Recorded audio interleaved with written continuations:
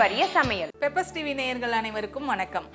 பாரம்பரிய சமையல் நிகழ்ச்சியில் மீண்டும் உங்களை சந்திப்பதில் மகிழ்ச்சி. ஃபர்ஸ்ட் பார்க்க போறது குள்ளக்கார அரிசி பாயசம். குள்ளக்கார அரிசி பாயசம் செய்வதற்கு தேவையான பொருட்கள்: குள்ளக்கார அரிசி, நாட்டு சர்க்கரை, பால், ஏலக்காய் தூள், பாதாம், உப்பு. இப்ப குள்ளக்கார அரிசி பாயசம் எப்படி செய்யறதுன்னு பார்க்கலாம். ஃபர்ஸ்ட் அடுப்பை பற்ற வச்சுட்டு ஒரு பாத்திரத்தை வச்சுக்க போறோம்.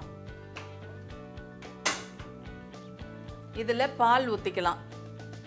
பச்சை பால் தான் ஊத்துறேன், பால் ஊத்திக்கோங்க. இந்த குள்ளக்கார அரிசியை மிக்சியில் போட்டு நொய் மாதிரி உடச்சிக்கோங்க. அந்த மாதிரி உடச்சி நான் வச்சுருக்கேன். இந்த மாதிரி உடச்சி எடுத்துக்கோங்க. இந்த பால் கொதிச்ச பிறகு நம்ம அதை சேர்க்க போகிறோம். பால் பொங்கிருச்சு. இப்போ நம்ம இந்த குள்ளக்கார அரிசியை நொய் மாதிரி உடச்சி வச்சுருக்கோம் இல்லைங்களா, இதை நம்ம சேர்த்துக்கலாம்.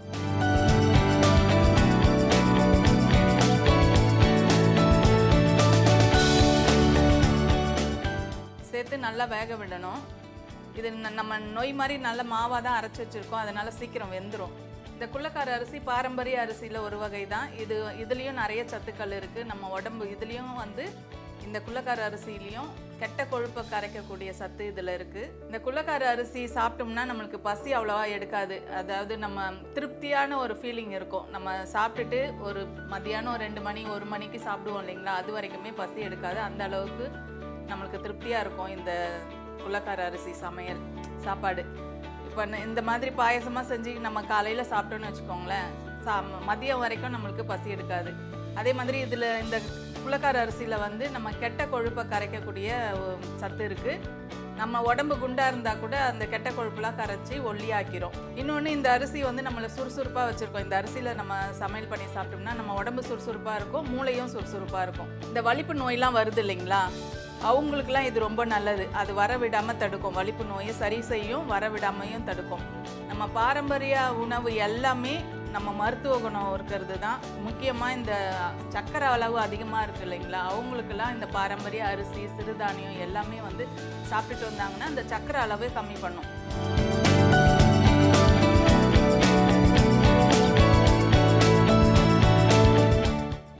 நம்ம அரிசி வெந்துருச்சு.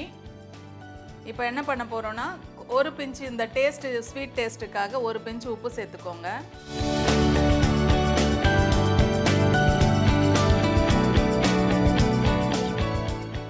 அரை ஸ்பூன் ஏலக்காய் தூள் சேர்த்துக்கோங்க. பாதாம் நம்ம நெய்யில் வறுக்க தேவையில்ல, நான் பொடியாக நசுக்கி வச்சுருக்கேன். இதையும் சேர்த்துட்டு ஸ்டவ்வை ஆஃப் பண்ணிடுங்க. நம்ம நாட்டு சர்க்கரை சேர்க்குறோம். பாதாம் சேர்த்துட்டு ஸ்டவ்வை ஆஃப் பண்ணிடுங்க. ஏன்னா நம்ம இந்த நாட்டு சர்க்கரை சேர்க்கும் போது பால் சேர்த்துருக்கோம், திரியறதுக்கு சான்ஸ் இருக்குது. சூடாக நாட்டு சர்க்கரை சேர்க்கும் போது பால் திரிய சான்ஸ் இருக்குது. அதனால் ஆஃப் பண்ணிவிட்டு அதுக்கப்புறம் சேர்க்கணும். இது பார்க்கும்போதே அழகாக இருக்குது. பாருங்கள் எவ்வளோ கலர்ஃபுல்லாக இருக்குது. இது பசங்க இந்த மாதிரி பாயசம்லாம் பண்ணி கொடுத்தா பசங்களுக்கு ரொம்ப விரும்பி சாப்பிடுவாங்க. நம்ம சாதாரணமாக சேமியா, ரவை இந்த மாதிரி தான் பாயசம் செய்வோம். நம்ம இதில் பாரம்பரிய அரிசியான குள்ளக்கார அரிசியில் செஞ்சுருக்கோம். இப்போ நாட்டு சர்க்கரை சேர்த்துக்கலாம். உங்கள் இனிப்புக்கு ஏற்ற மாதிரி சர்க்கரை சேர்த்துக்கோங்க.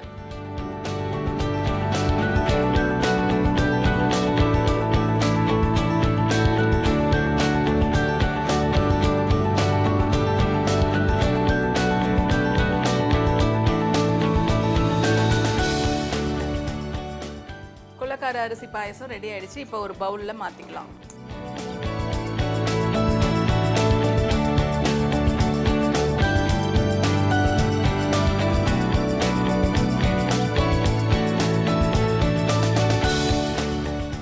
சத்தான சுவையான குள்ளக்கார அரிசி பாயசம் ரெடி ஆயிடுச்சு. மீண்டும் அடுத்த வாரம் வேறு வித்தியாசமான உணவோடு உங்களை சந்திக்கிறேன். அதுவரை உங்களிடமிருந்து விடைபெறுவது உங்கள் சசி செழியன். நன்றி, வணக்கம்.